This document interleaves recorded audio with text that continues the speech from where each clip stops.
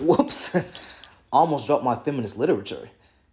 Oh, hi, I didn't see you there. Before I talk about this HBCU Performative Male contest based in Atlanta, allow me to show you my credentials. Matcha in one hand, Claravano in the other, wired headphones on, carabiner attached to the front belt loop on my jorts, nonchalant dreadlocks, Doc Marten loafers, feminist literature, and patchwork tattoos. While this is peak performative male performance based on the aesthetics, I'm proud to say that I'm not a performative male in real life. Instead, I'm a queer library worker who majors in sociology and likes to troll white men on Grindr. But I can't say the same for the contestants at the AUC Performative Male Contest. Speaking of, on Friday, September 26, 2025, HBCU students from the AUC came together and held a Performative Male Contest where over 100 people attended, and the awards were a Labubu and an I Love Matcha t-shirt. If you don't know already, the Performative Male Contest are a branch of the Lookalike Contest that started in late 2024. In spring and summer of 2025, Performative Male Contests started to emerge across the nation, and now it's become an international trend where men compete against other men to see who among them is the most performative. You'll see the men in these contests usually sporting jorts, loafers, wired headphones, a matcha latte, a Labubu keychain, feminist literature, and a thrifted shirt. These contests or competitions have women and other femme-presenting people asking the male contestants questions about women's bodily autonomy to who should have won Love Island Season 7. I want 5 people to answer who do you think should have won Love Island Season 7. My name is Don Wu. I'm a freshman. I'm from Dallas, Texas. I think AC Shelley should have won. The audience seems to agree. Okay. Andre Davis from Long Beach, California, and if not Ace and Shelley, then Nicolandra. The audience loved that answer. They love that answer.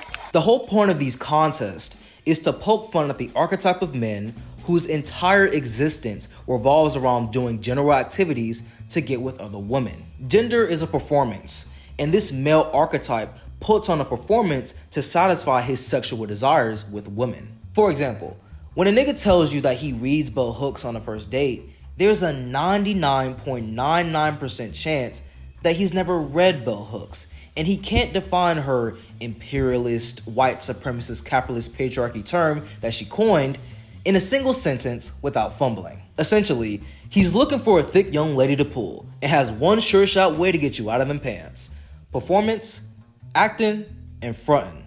Therefore, he is known by all as the performative male.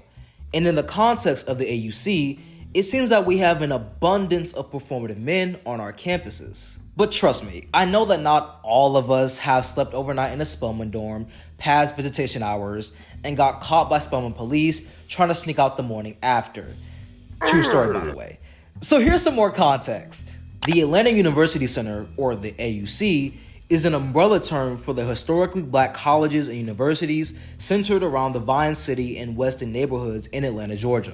And these HBCUs comprise of Morehouse College, Spelman College, Clark Atlanta University, and Morris Brown College. Similar to the Performative Male Contest held at Howard University, we're starting to see the Performative Male Contest be put in a black context. And this is fascinating for reasons more than one. The aesthetics, questions asked, and location differs from the usual white-centered performative male contest we've seen in New York and at Georgia Tech. And while there are some similarities, these distinctions shouldn't be taken lightly. As W.E.B. Du Bois says in The Souls of Black Folk, "It is a peculiar sensation, this double consciousness, this sense of always looking at oneself through the eyes of others, of measuring one's soul by the tape of a word that looks on in amused contempt and pity. One ever feels his two-ness, an American, a Negro, two souls, two thoughts, two unreconciled strivings, two warring ideals in one dark body, whose dogged strength alone keeps it from being torn asunder." This double consciousness theory is a prime example of why HBCUs were founded and still continue to produce educated black students to this day. When you enter an HBCU, some say you've transitioned from white America to a space that defines itself as Black America. For example, When wannabe white supremacist debate bros tried to pull a Steven Crowder, Charlie Kirk style debate on Tennessee State University's campus, they were kicked off by the students and enforcement with the quickness, because you're in Black America. You can't and won't be able to get away with the same things you can get away with at a PWI, or predominantly white institution. Why do you think Charlie Kirk never went to HBCUs to clip farm debates for his grift? It's because, frankly, we don't go for that shit. Like, you gotta take that dumbass prove me wrong debate shit to Utah. Or maybe not, because apparently this is the last thing you see before you get slimed out in Utah. We also can't ignore that this event occurred on the day Assata Shakur passed away from this mortal plane. And it's important that I mention this because she inspires us HBCU students, and definitely the women of Spelman College, to educate ourselves on how to fight for our liberation and freedom in the face of mass oppression. And this is what I thought the thesis of this contest was. In the wake of this country ramping up far-right accelerationist policies, who is genuinely educating themselves on how to fight for our freedom and liberation? Sure, it was nice to be surrounded by Black people in a gladiator coliseum type of event where we got to scream at Morehouse men. What's the difference between feminism and womanism? Your question was, what's the difference between feminism and womanism?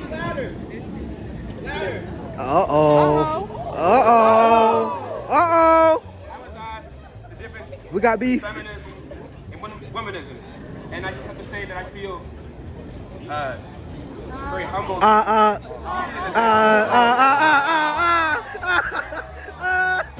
Answer the question! Oh, Lord. That's my point. What I was going to say is that I must be educated by somebody more knowledgeable than myself. Read a book! But I think this event needs to be critically analyzed from a sociological conflict theorist perspective, because it's truly nothing short of fascinating to me, especially when you figure out what the final results of this contest were. So I engaged in this field study on the day of Assata Shakur's death in one of the blackest cities in the nation, on a campus composed of the foremost educated Black women in the nation, to observe what this AUC performative male event says about contemporary HBCU culture and students in Black America. Will the men of Morehouse and Clark be able to perform well enough for Spelman women? Or will they expose themselves as men of misogynoir? Tune in to find out. What are your opinions on Dr. Umar and Snow Bunnies? There's only one option. Quit forever! Nobody's never!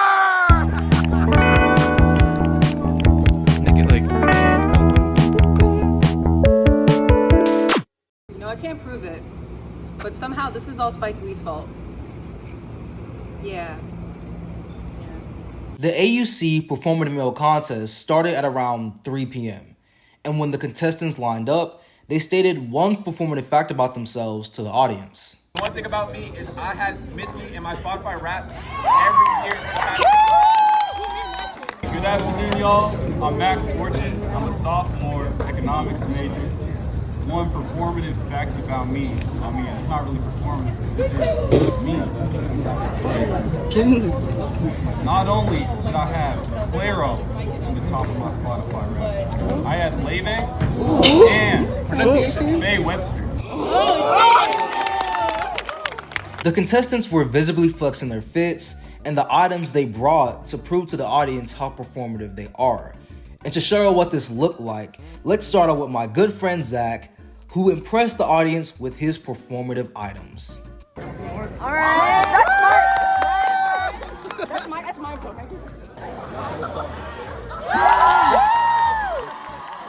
Yeah. Yeah.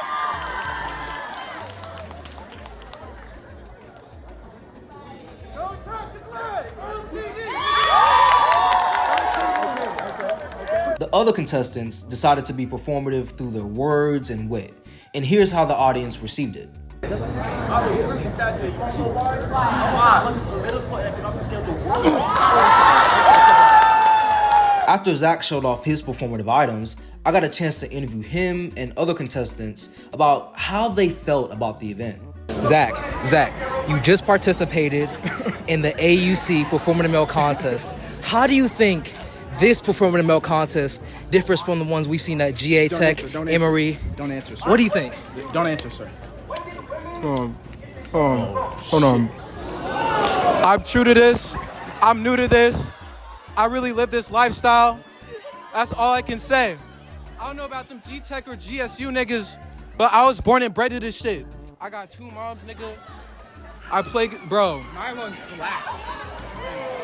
One of my lungs is collapsed. This is another participant. Oh yeah, one of my lungs is collapsed. I smoked so much pot in high school, you wouldn't understand. You walked into the bathroom, you saw me, and you saw a cart. It was probably a cake cart. See me. My body's a temple. I don't put drugs in. This is another participant. Another participant, Tate, with the Maroon Tiger. No. With the Maroon Tiger? Yes, okay, sir. See, Photographer for the Maroon Tiger. Yes, sir. we have a spectrum of blackness here today, folks. It's incredible. After I did this interview, one of the contestants in a red jacket answered a question about defining the suffragette movement. And another contestant was asked to name your favorite woman. The suffrage movement of the early 1900s was in 1920 when women got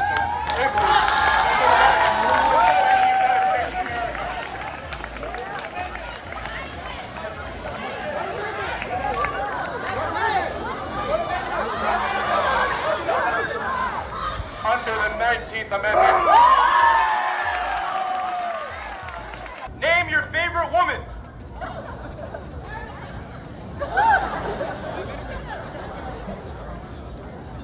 My mother! Yeah. I agree with that. It was at this point that my friend Blue decided to keep asking more hard-hitting questions, such as, who is your favorite third-wave feminist writer? Other Spelman students got the memo and asked the contestants questions like, what do you do when your girl gets sick? Can you name 5 women fundamental to the civil rights movement?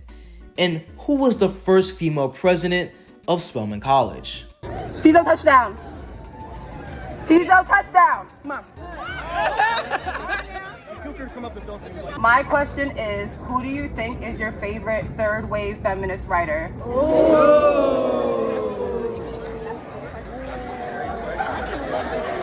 I'll ask the question again. What is your favorite third wave feminist writer? I would say Angela Davis. That counts. Okay, yeah, sure. What are you doing if your girl gets sick? Come up here. You got it. I do have a girlfriend. She doesn't go to the school, but it's hard like when I don't see her. But if she was sick, I go over to her house. I'd make her favorite soup, which is chicken noodle soup. Listen to music. We actually have a couple of Netflix shows that we enjoy watching together. And the favorite thing that we bond over is true crime documentaries.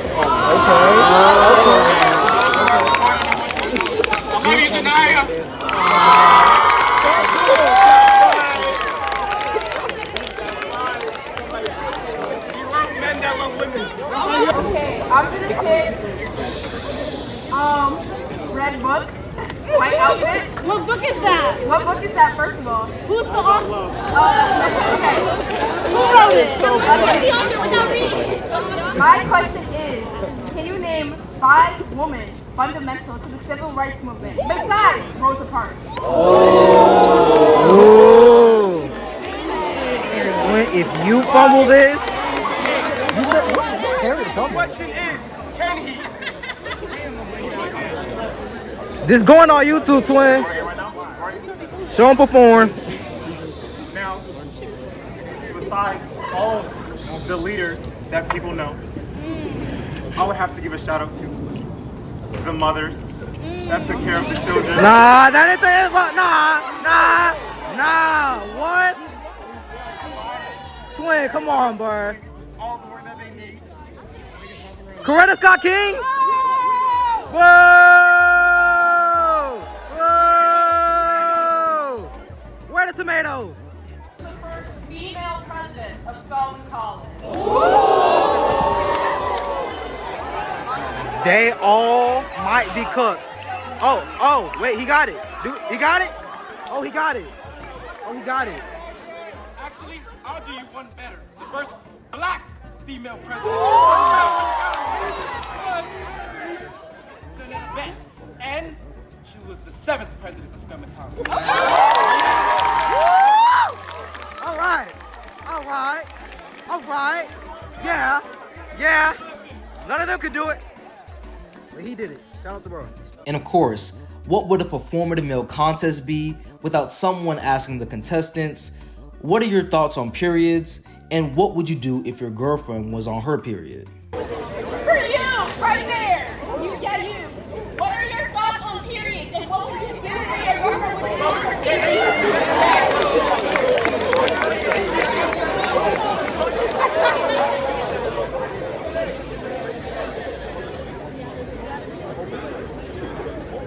My name is Alexander Cole. Do it again. Don't you call me Alex. I'm a sophomore.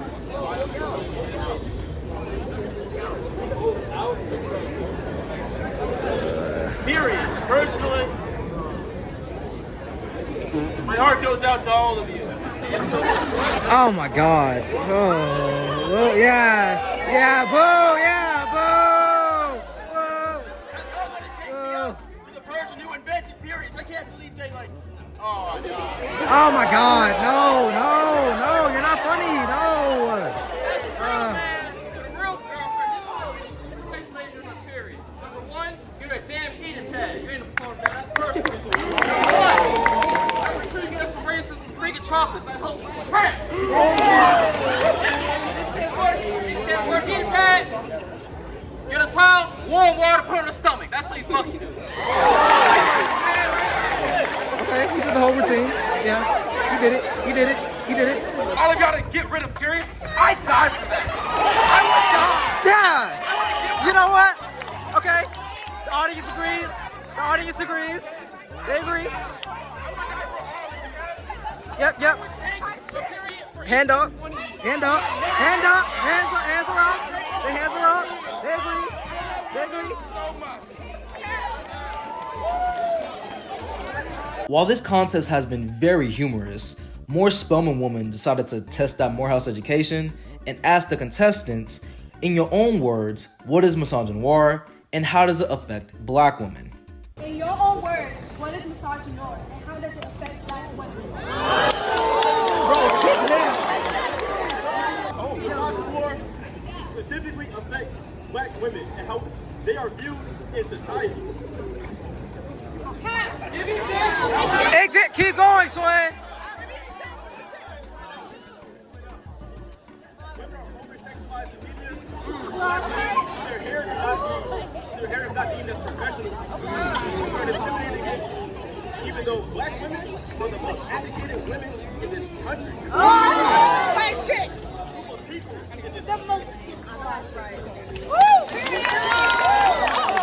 But for some Spelman women, this wasn't enough.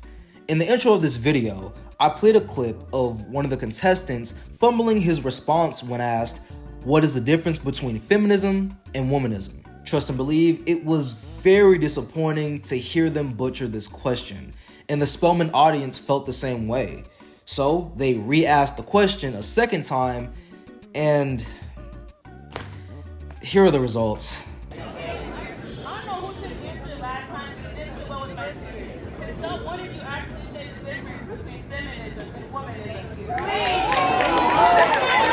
The difference between misogyny. What? Oh, you already started up that? No,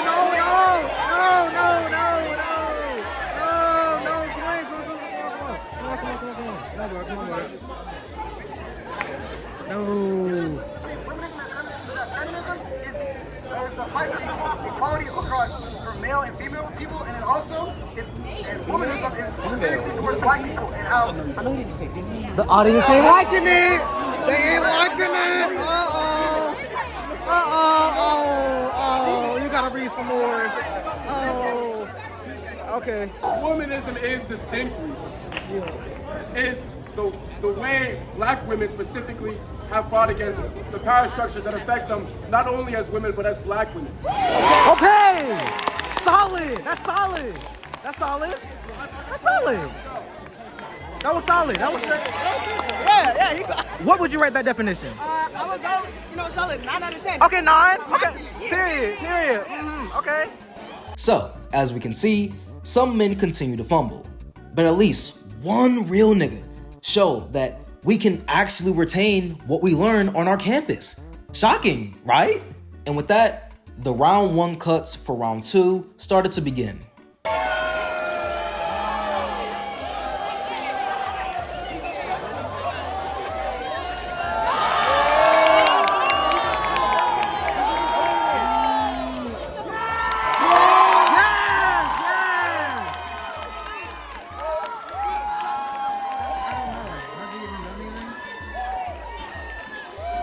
He's gonna make it through all the way.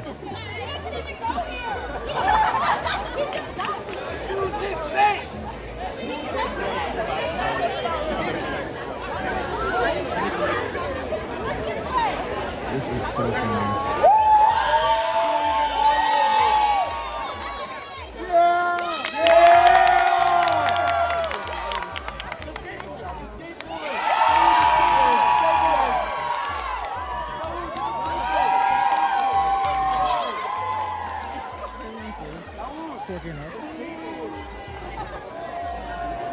The audience is mixed.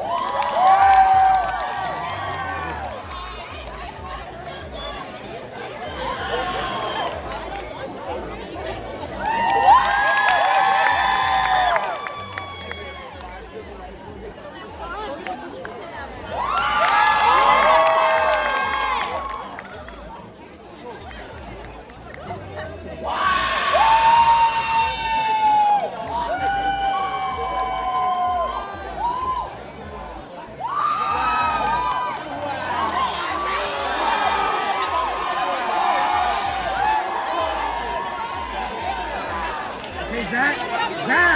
Okay, Zach. Okay.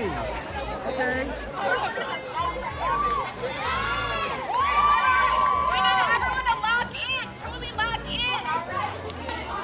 So these are our contestants. Are they? Wait. Okay, no.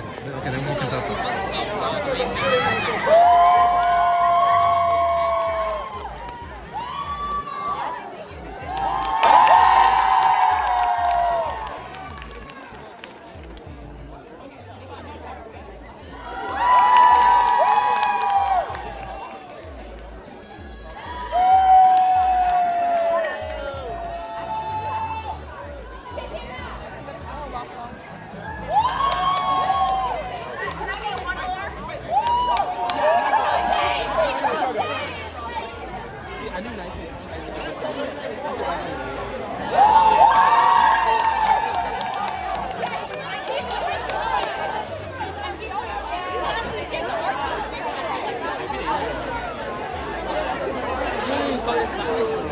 Oh, they're not, okay, no.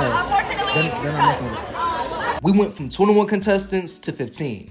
And yes, my friend Zach did get cut from this round. And to that I say, rest now, brother. We have the watch. And I'll see you in Valhalla. Now we're in round 2. And for this round, more people start to get cut if they don't give a fully correct answer. So you know these contestants start fumbling like Derrick Henry. It's intersectionality and who coined the term. This is so easy. Come on now. Come on. She gave y'all an easy question. She gave y'all an easy one. She gave y'all an easy one. Intersectionality. This is a very nuanced term. It is the joint. God, it's so easy. It's so easy.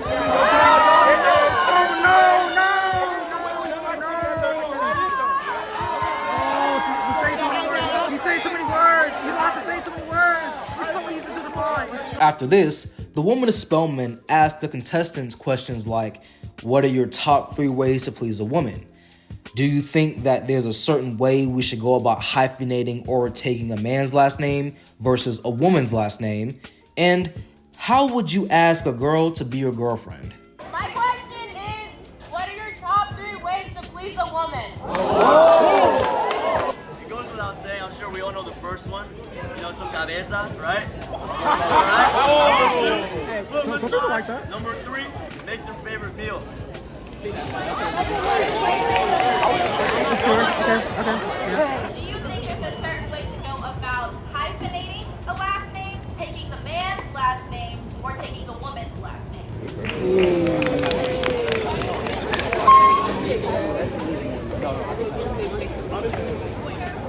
Honestly, I think it is very important for women to be able to keep their identity even while being married and having children. So I think women should be able to hyphenate their name with their husband. Or keep it all together.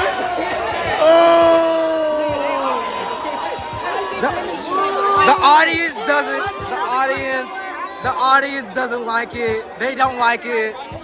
Oh man. Oh no. He's gonna get kicked out. Yeah, eliminated, I think. Yeah. They're talking.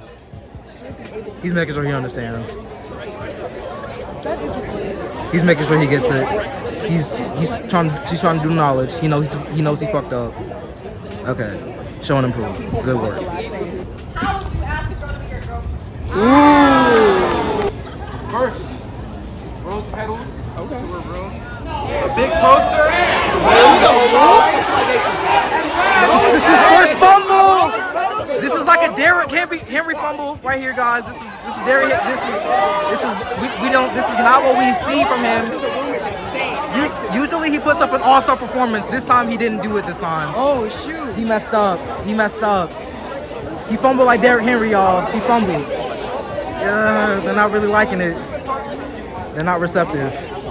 Lord. Let's see what you got. I want to marry you one day, but first, will you be my girlfriend? No. A second fumble. This is not good. This is not good. 2 fumbles in 1 possession. Oh no. No, I was rooting for you. We were all rooting for you. No. You really no. Oh. No way. Wait. Come back. Wait. What's going over here? Cut or stay? They're letting him stay. They're letting him come back. Y'all. Oh my gosh. He has so much fan support. He truly is the MVP of this tournament. No one has ever come back like that. Oh my God. Wow. I'm glad I got that on film. Wow. What just happened is rare or honestly has never been seen before with these performative male events. Usually, if you get cut, you get cut. But it seems as if the women of Spelman believe in giving Morehouse men second chances. Even in this gladiator Coliseum style event, Spelman women still find it in their hearts to give Morehouse men grace and compassion. Or am I speaking too soon? My favorite is tell him. Hey! They're giving him directions. He's not following directions. Whoa! You're not listening to the woman here. The audience is giving him directions. That's it. Take a sit.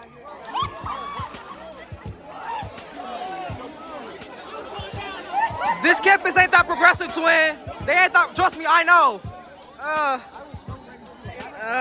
They're not that progressive as you think, my nigga. I'm sorry, bro. They still use zesty unironically. I'm sorry, bro. Ugh. While we do live in a city that's both black and gay as hell, trust me, I know. The students in these campuses will still show you flashes of homophobia they haven't unlearned, especially when you consider that most students in the AUC were socialized to be this way. But let's make one thing clear. I'm not saying that homophobia only occurs at HBCUs, obviously. But what I am saying is that this opens up an interesting conversation about masculinity and male sexuality in the context of these performative male events. We assume the men competing are straight, but why do we do this? It's 2025, and these men could be gay, fluid, bisexual, pansexual, but because the men are competing for women's attention, we assume they're heterosexual. And if they step outside the confines of our assumptions, they'll get side-eyed, booed, and even kicked out of these contests. I guess to summarize what I'm getting at, this little moment shows us two things. One, how black men can experience ostracization from other black women based on patriarchal standards of what it means to be a real man. Two, how our communities play a direct role in contributing to this ostracization as a collective. So, let's all do better as a collective. Read Michel Foucault's The History of Sexuality, Volume 1, to understand how homophobia developed from the surveillance that occurred in 17th century European medical and legal systems. And let's continue on with the performative male contest. What is the name of the next global girl group? The next global girl group is Cat's Eye. Okay, the audience agrees. I don't know, but like the audience agrees, so.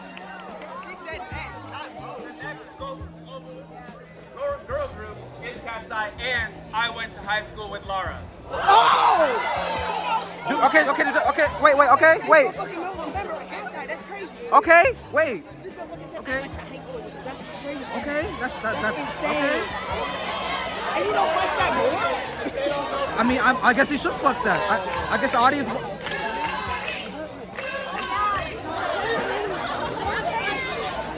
At this point, the judges start to cut even more people by directly asking them, who is Asada Shakur? How long does the period last? Can you define consent? And what are the phases of the menstrual cycle? Given current events, does anybody know who Asada Shakur is? Oh, he got the.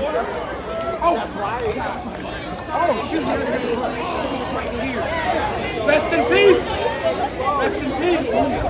Wait. Asada Shakur, if I remember correctly, Oh, God. Asada Shakur is a prominent black woman in not only black rights but also black women rights. And Oh no! Asada Shakur, no, that's not. No! Oh my God! Give him time, please.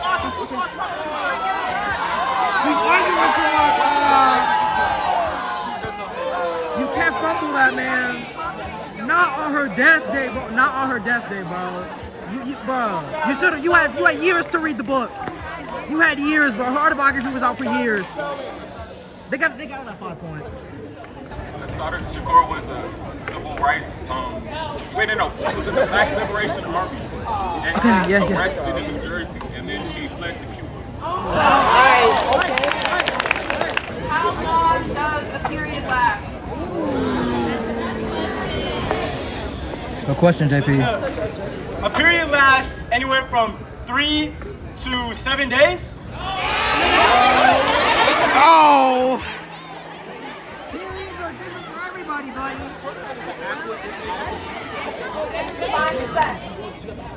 Define consent. Oh, that's easy. All right, so not all consent is verbal. Consent can be body language, consent can be mood, it can be environment. So you really have to gauge if it's appropriate. Did you complete your Title IX?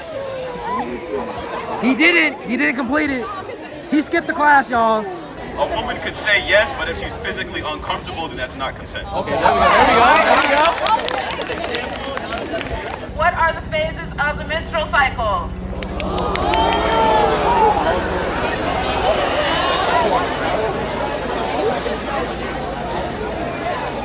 I don't think he has it, though. I don't think he has the confidence. I'm sorry, but I don't know, y'all. I don't know, y'all. Oh, God. Oh, God. Oh, God. Oh, God. The audience is clocking it. They're clocking it. They're saying, late. You're taking too long. Oh, he's taking so long. Unfortunately, I'm not educated enough. Sorry, I need to. Yeah, come on. Wait, Yeah. he wants to learn about black queens. No, he already had a chance. Huh? No, you already got a chance. Unfortunately. No. Oh, this is the question that exposes everybody in the competition. Right. He says he has the answer. Right. So it's menstrual phase, the luteal phase, the follicular phase, and the ovulation.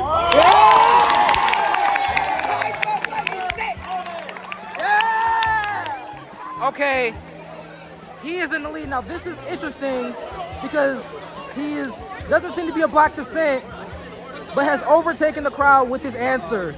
Let's see if any black contestant can answer. I don't even need the extra points. I want to say it because a woman asked me to. Okay. All right. So it's luteal, menstrual, follicular, ovulation. They like, okay, yeah. He's respectful to his black queen. Give it to him.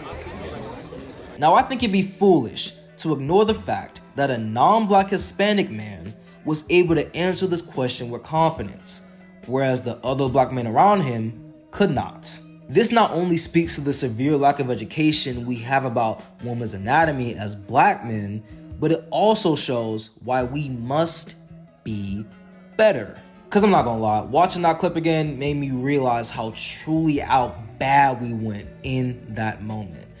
If you don't know these basic facts about women's anatomy, maybe you should deconstruct why that is, and then put in the work to know these basic facts.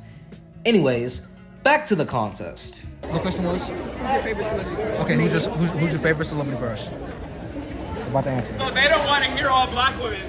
So my celebrity crush is genuinely Kali Uchis.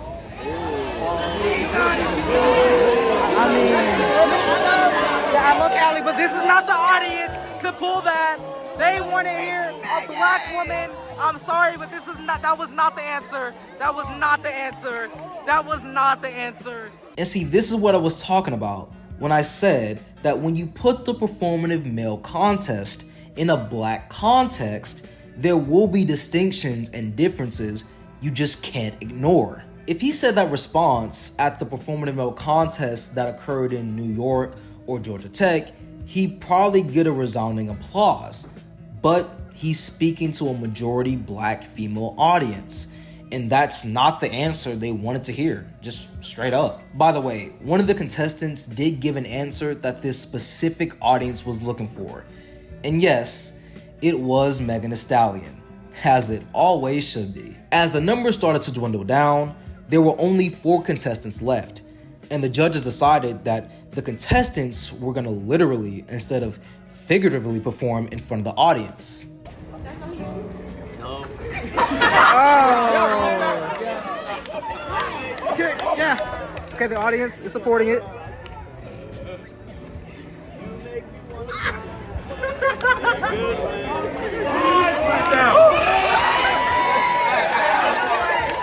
Yeah, you know what? He tried his best. He tried his best. Do not bust your ass, bro. Oh, God.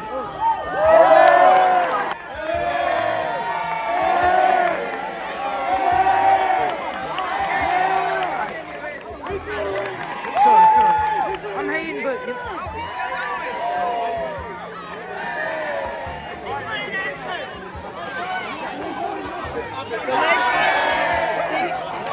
Then, a Spelman woman asked the contestants who founded Spelman College and what was the original name of Spelman College to decide who was going to be in the top 2. However, no contestant could answer this question. So instead, the host decided to ask the contestants, who are your top 3 favorite black artists? Erykah Badu, Janae Aiko, J. Cole. Okay, they actually like that. Not the way he talk about women. Okay, wait, okay, I think it's mixed. I think it's mixed. I don't know, I'm not sure. I'd have to say Little Sims. No. Okay. He know ball. You know ball. Little Sid, you know ball. He knows ball. Everybody, he knows ball. Wait, Ernesto.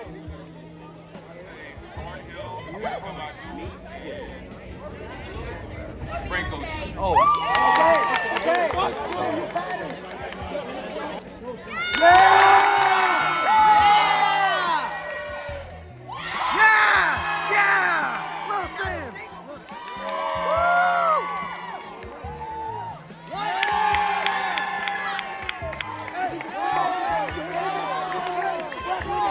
So now, the final round will compose of our final 2 contestants, our non-Black Latino contestant and our Spelman Cardigan contestant, who's the true MVP of this contest. But first, a short ad break, because y'all are gonna get hella video essays this month, and I would like to not be broke as I produce them. Now listen, I'm not saying join my Patreon, give me money, but I am saying join my Patreon, give me money.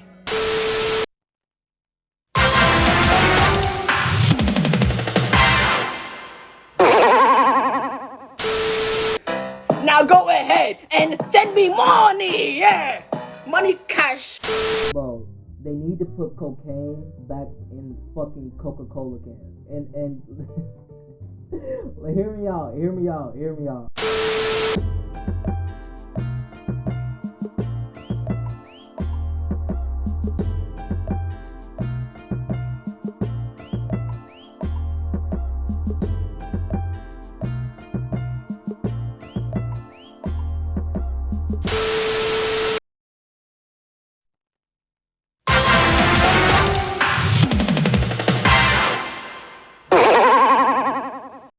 The final 2 contestants were asked 2 final questions. What is your major and how are you going to use that to empower women? And what is your opinion on Megan Thee Stallion and violence against Black women? What is your major and how are you going to use that to help empower women?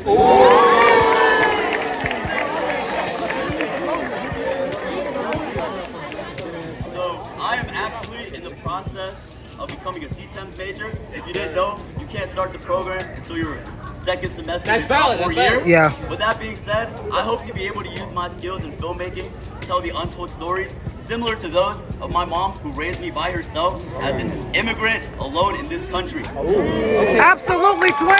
Absolutely. That's a great answer. What an answer. What an answer. Yes. My major is theater performance, and I'll also be majoring in communications. And I feel like as a theater performance major, taking classes at Spelman, I will help uplift, and they'll help uplift me as well.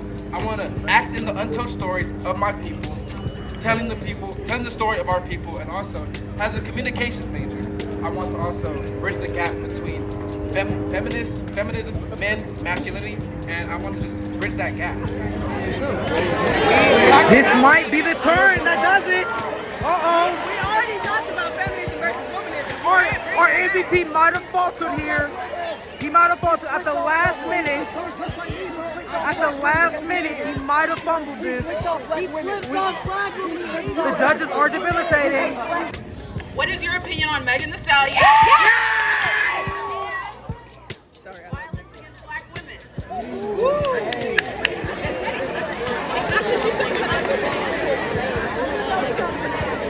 Let me just start off by saying, Megan Thee Stallion is a queen, and Clay Thompson is lucky to have her. He is lucky to have her. Tory Lanez definitely did that shit. Okay. Megan Thee Stallion is a queen, and she would never lie because she's a Black woman, and Black women don't lie.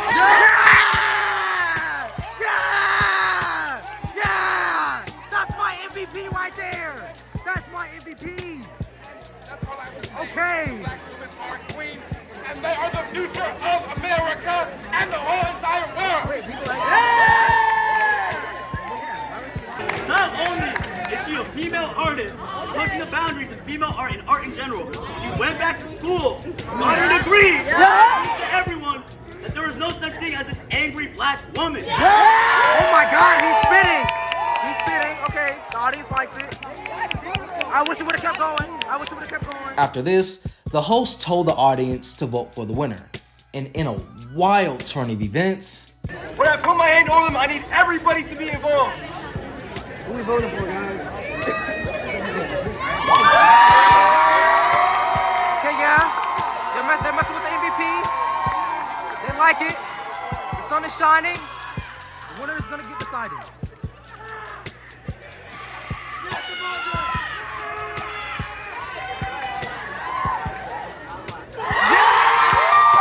Oh, that's a resounding applause. I think he's done it. He's done it. He has done the unthinkable. He has beat the Black contestant. AUC Performative Male 2025 contest Drum roll, please. I cannot believe it. Wow.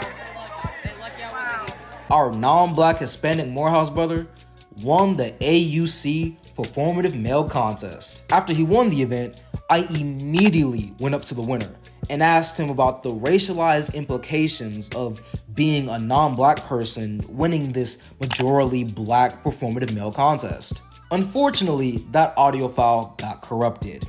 However, I remember what he told me, so I'll explain what he told me. He said, quote, "I'm a pre-CTIMS major at Morehouse College, and I immigrated to the US when I was 2. There are no historically Latino universities and colleges in this country, so I came here and feel like I'm at home on this campus." And to be honest, I'm not mad at him for winning this event. He gave great interpersonal answers towards the end of the contest to win the audience over. He beat out the MVP of this contest, and he won fair and square. Also, CTIMS is our version, well, Morehouse's version of a film major titled Cinema, Television, Emerging Media Studies. CTIMS, right? And when our non-black Hispanic brother gets into the CTIMS program as a junior, I do believe he'll use his platform to show undertow narratives, because he's a captivating speaker and obviously knows how to win over an audience with his words. If he puts those words in the screenplay form, I believe he'll make it far. And by the way, this is coming from someone who was part of the CTIMS program until I decided to only major in sociology. All this to say, I believe in our Latino brother at Morehouse, and I wish nothing but success for his future. And one of the judges said something similar when I interviewed them after the contest was finished. I thought it was very interesting. I mean, you could think of it in so many different ways. You could think of it as an interesting, possibly a negative thing, like why couldn't we do it, you know? But I don't know if I see it as that. Right. He gave a very interesting perspective during your interview where he said, well, there aren't any, you know, historically Hispanic or Latino colleges or universities, and this is where he feels like he fits in. He gave great answers, and he talked about things like misogynoir and, you know, what he plans to do with his major, things like that. He gave a really good case for himself. And of course he had, you know, the guitar, the wired earbuds, and he came with the confidence. He wanted to win and he went out and he did it. So I think it would also say that we are inclusive and we're moving towards a more inclusive space as, you know, the AUC. But it's very nuanced for sure. Thank you for your response. I really appreciate you giving such a nuanced take on the situation. Obviously, I'm not saying that it was, you know, his fault. Obviously, he gave great answers, and he obviously won the crowd over in an unprecedented way. Yeah, and the crowd wanted him to win. So right. I mean, he won over the majority. This was a gladiator type competition. It was audience choice. Exactly. So the audience, I mean, that's what the audience said, and the audience was, you know, an overwhelming majority of Spelman women, and some Morehouse men. So, you know, or Morehouse students and Spelman students. Right. You guys said, let me ask the audience. And, you know, they said, right, right. You know, and he's a sweet person, a great guy. So I think it's okay. Okay. However, we still can't ignore the fact that some men of Morehouse and Clark definitely expose themselves as men of misogynoir. And another judge I interviewed gave some great insights about that. Hello, my name is Blue. I go to Spelman College. I am a comparative women's studies major with a focus in music and media. And I would say, you know, I got into judging this because, you know, the person running this is my friend's roommate. So I was like, low-key, I saw at Howard, I was like, that'd be funny if I were to do this. And I would say, I feel interesting thing. I think definitely as a women's studies major, a lot of interesting things that I peeped, a lot of things where I'm like, you know what, you don't know this information. That's concerning, but I guess I can't get too concerned about it, you feel me? Right. I like, you know, it's just a thing. They love a good angry black feminist, but they hate when it's an angry black feminist, and it's actually like they hate that shit. And I noticed a lot of them were saying like females. I wanted to peep that, but I was like low key. So I'm not on it now. But a lot of females. I think there was a lack of intersectional questions. I think there should have been more intersectional questions all throughout. I think that was interesting. And yeah, definitely interesting. I definitely think that. You know, if I asked these niggas where the Women's Center is on Spelman's campus, I think they would fold.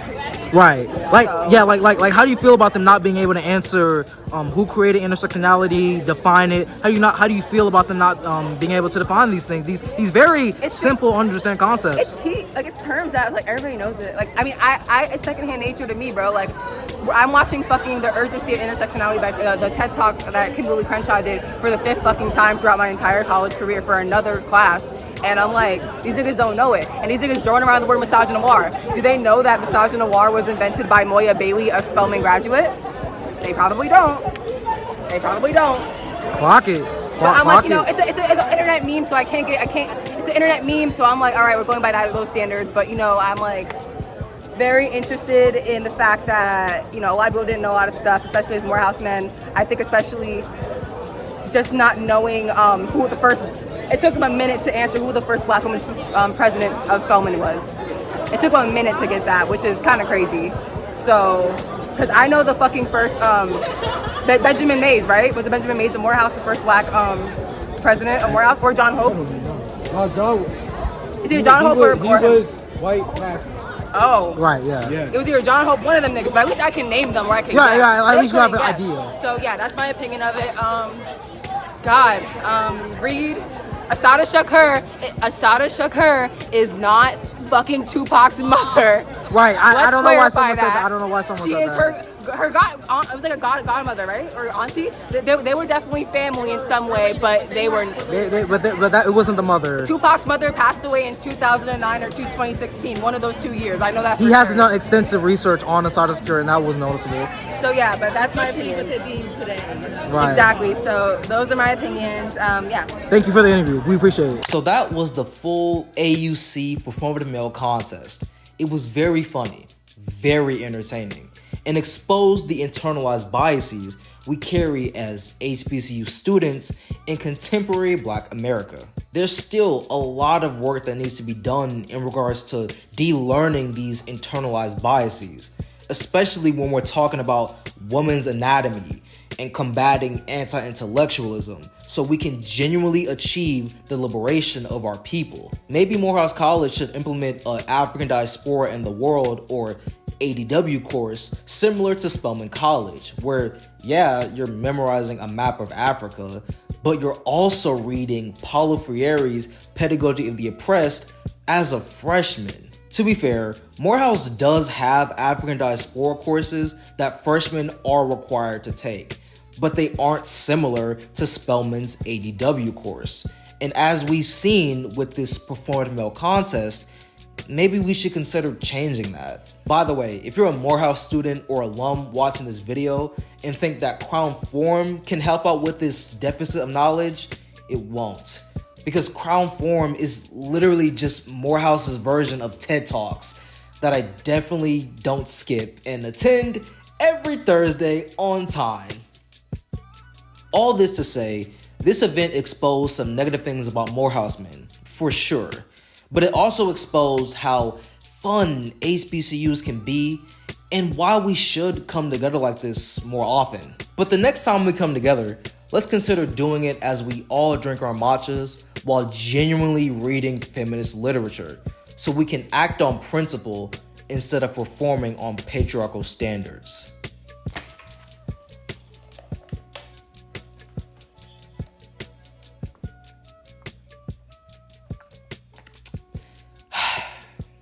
Thanks for watching, and I'll see you in the next video essay where I'll talk about why the clanker meme became anti-black.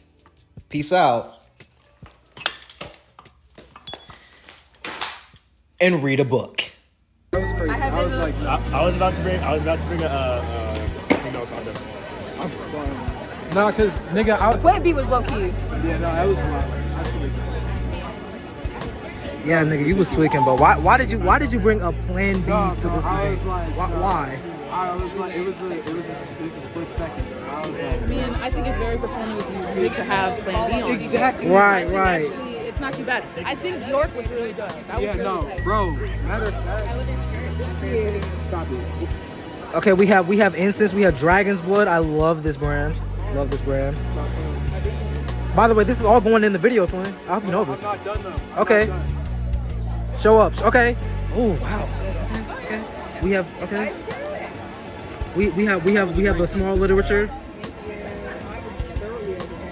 That's real. Fried chicken in middle school was gone. I'm telling you, it was gone. It was over. It was over. I saw it in Clayco. Clayco's food was